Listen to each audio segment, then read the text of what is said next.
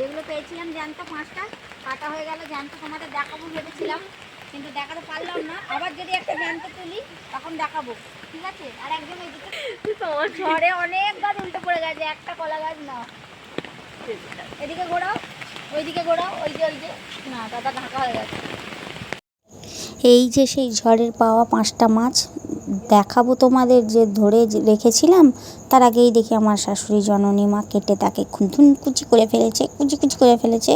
কুচি বলবো না, সুন্দরভাবে কেটে সুন্দরভাবে গুছিয়ে দেখো কাটা হয়ে গেছে বলে কাটা মাছকে জুড়ে তোমাদের জন্য আমার শাশুড়ি মা দেখাচ্ছে। আর তার সাথে মাছের ডিম। উফ, মাছটা ধরেছি, আরও যদি জ্যান্ত পাই দেখাবো।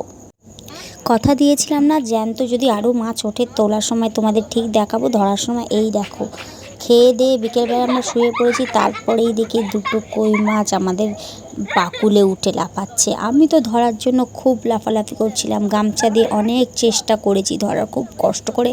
ছোট যে মাছটি ছিল সেটা আমি ধরেছি, আর বড় মাছটা আমার জায়ের মেয়ে, দেখো না কি সাহস ওর, মারাত্মক সাহস।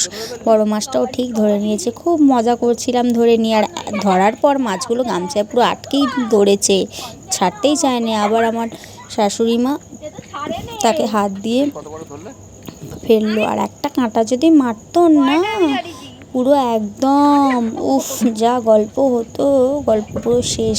দারুণ জিনিস তোমার সাথে শেয়ার করে।